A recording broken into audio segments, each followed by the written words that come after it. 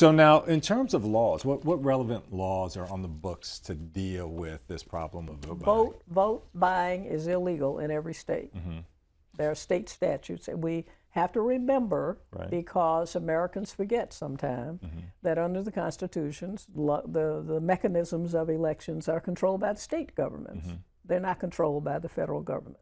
Federal government steps in when there's discrimination of various kinds under the law. So that every state has a vote buying law. You're not supposed to sell your vote. You're not supposed to sell your vote or whatever. And so it's not a question of the laws not being there. The people who are supposed to enforce it are local DAs. And the local district attorneys are all elected.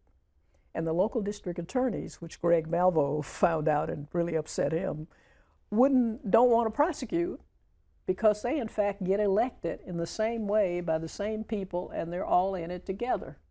And so therefore they find reasons not to. Local judges in those communities are elected.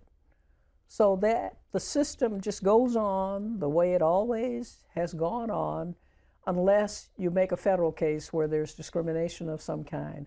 And there are proposals to pass laws to give the federal government more power over voting in general that are in the Congress. And there is a proposed constitutional amendment that folks have introduced in the Congress. But we know how hard it is to get a constitutional amendment.